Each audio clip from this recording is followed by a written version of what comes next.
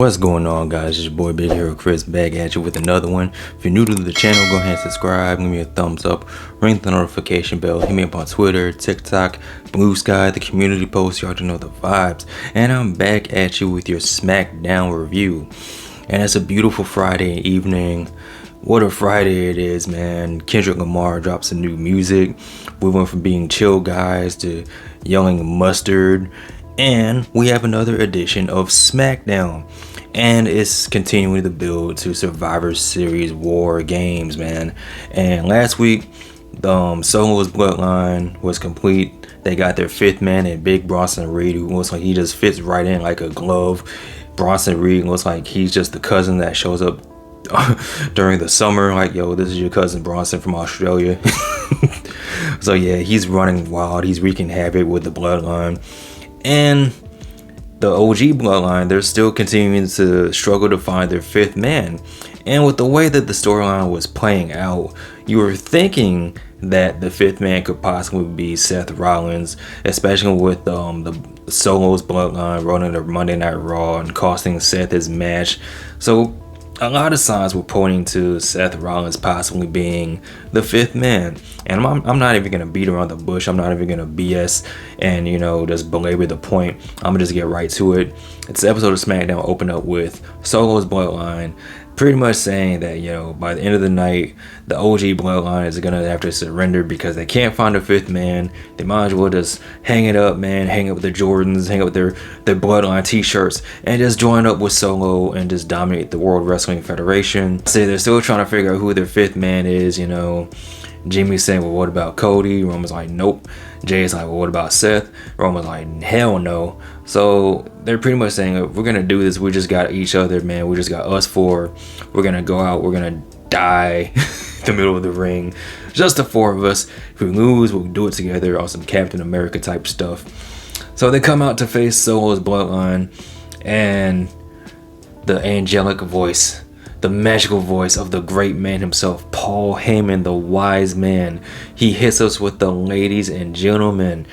And we're like, yo, it's Paul. And Roman, he's trying to play it cool. He's trying not to be excited, but you can kind of tell that he misses his wise man. Like, he's trying not to light up, but you can see it in his eyes. You can see the little twinkle in Roman's eyes that he did indeed miss his wise man. And Paul's out there with his finest suit, with his red shirt, showing solidarity to the Bloodline. He's saying that, look, man, if we're going to do War Games, we got to do it right.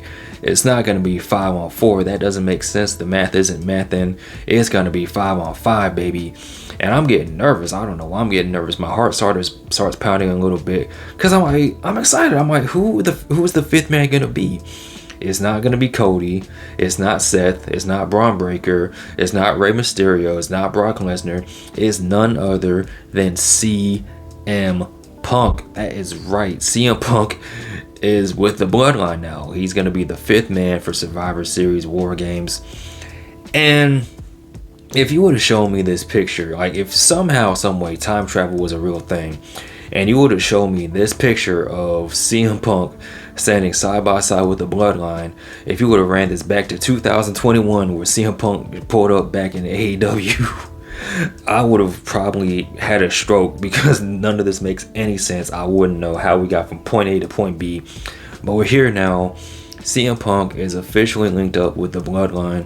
And it's not because he wants to hang out with Roman. It's not because he wants to, trade shoes with the Usos. It's mostly out of loyalty to Paul, because that is his advocate. He was the OG Paul Heyman guy. And, Paul looked out for CM Punk, so CM Punk's going to return the favor and look out for Paul. So yeah, man, it's official. 5-on-5, Bloodline versus Bloodline. OG Bloodline featuring CM Punk versus Solo's Bloodline featuring Big Bronson Reed. And the main thing a lot of people were thinking about is, how is Seth Rollins going to handle this? Because even though he clearly said he never, ever wants to team up with Roman Reigns, this man still hates CM Punk. He hates CM Punk probably more than he hates Roman Reigns. So you know that this is going to get some type of reaction from Uncle Seth. And I can't wait to see what that reaction is. But War Games is, it's gonna be an all-timer, man. I'm really excited for War Games. And speaking of War Games, man, if you have one for the men, of course you got to have one for the women.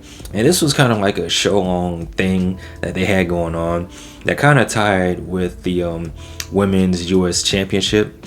So we had another qualifying match, another triple threat match that was supposed to be between Chelsea Green, the returning Blair Davenport, who has been off TV for like 9,000 years, but it's cool to see her back on television, and of course the EST Bianca Belair. And for what it was worth, man, two things of note. The first thing, this triple threat match up until a certain point was really good, and the second thing, the crowd was really behind Chelsea Green. Like, they were chanting for her.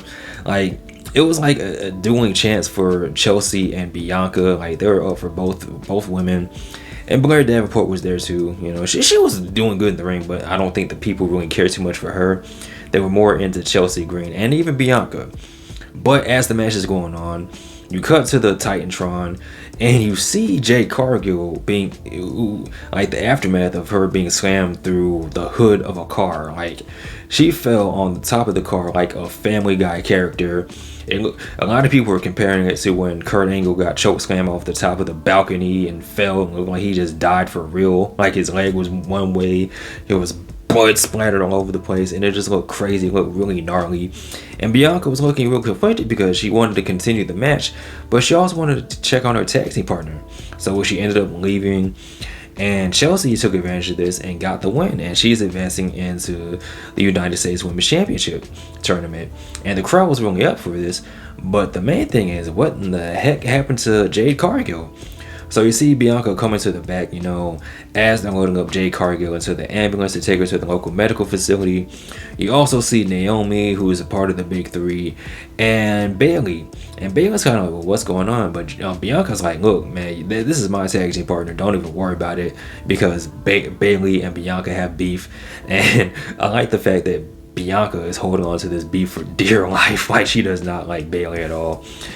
And this leads into a big whodunit, like the big mystery, the big murder mystery. And you have Nick Aldis questioning people. He's questioning Nia Jax. Nia Jax is like, look, it wasn't even me. I'm trying to help Tiffany and Candice for their tag team match, so it wasn't me. And the whole time I'm thinking, like, this is good on Nick Aldis' part to question people, but at the same time, this arena most likely has cameras. So just go to security and say, yo, run back, what happened, and let me see the cameras. But you know, we all know how this normally goes. The camera footage won't be revealed until many weeks later, when it's a big ruse or a big heel turn or whoever actually attacked Jade Cargill. So we'll probably never find that out until, like, I don't know. But what we do find out is we have a tag team match between Bayley and Naomi taking on Tiffany Stratton and Candice LeRae, like I mentioned before. And you know, the match was good. You know, Naomi and Bayley worked good as a team. And you kind of looking like at Naomi, because she kind of side eyes the camera a little bit, and it's like, well, why are you looking like that? And you don't really know who to trust. You don't know who really attacked Jade Cargill. Was it Bayley? Was it Naomi? Was it the 1991 Denver Broncos? We'll never know. But what we do know is this match ended in a disqualification because Nia Jax got involved. Nia, Tiffany, Candice, they're putting the beat down on poor Naomi and poor Bayley. But then you have Io Sky come in to make the save. She's coming in, she's doing flips and drop kicking people out of nowhere. But then you have Liv Morgan and Raquel Rodriguez pull up. So they're putting the beat down on everybody. And then This Is My Brutality, Rhea Ripley shows up, and she's beating up everyone with a kendo stick.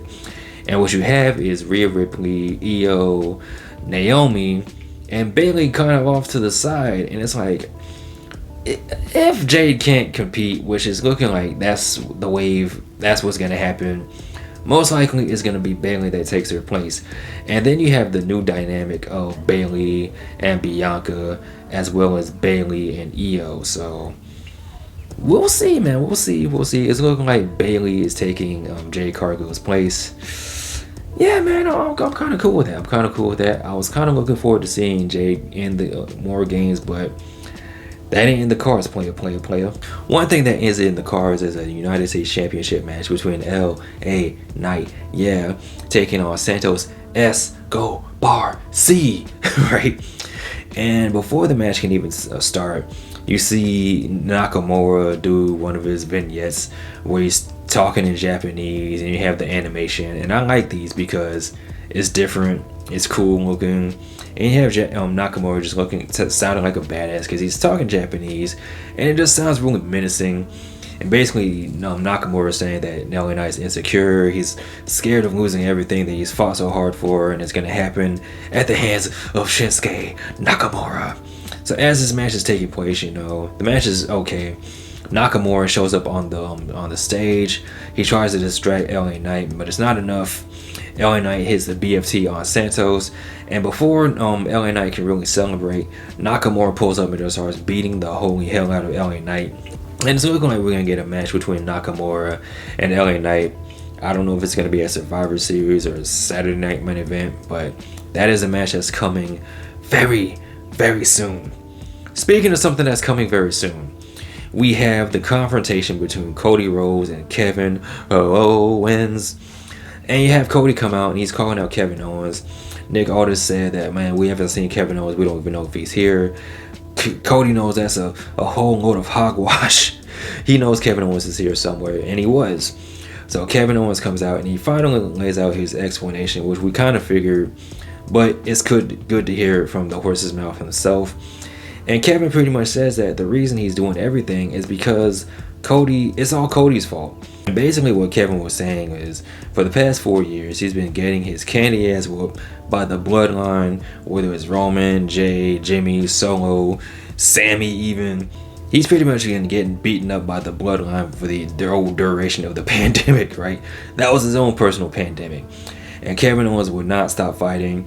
Even when Cody Rhodes came back, Kevin stood with Cody, to help take down the bloodline. He helped get him and Sammy back together.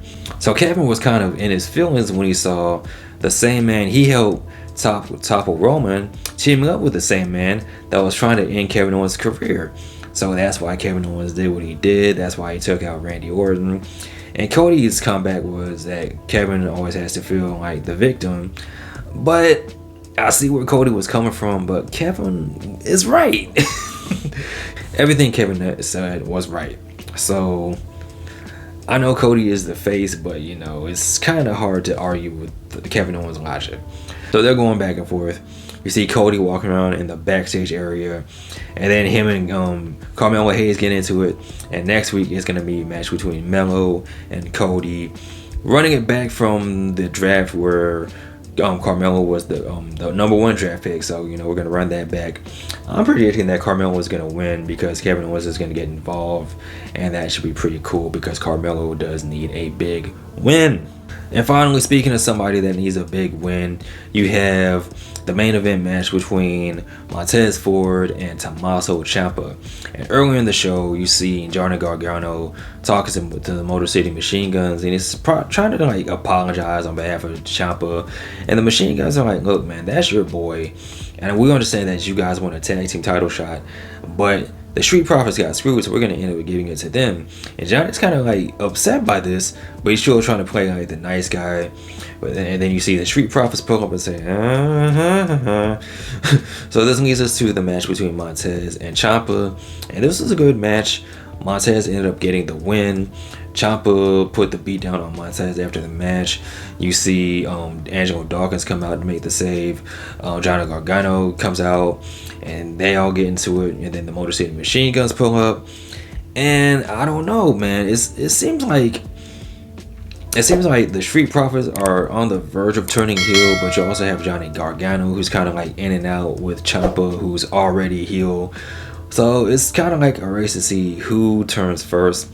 I'm thinking it is going to be Johnny Gargano because he's going to eventually see it Tommaso Ciampa's way, and he's going to go up and turn heel on his friends, the Motor City Machine Guns.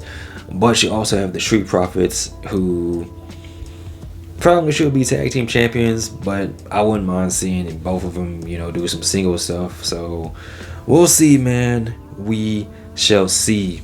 But like I said, ladies and gentlemen, boys and girls, this was all more build to Survivor Series War Games.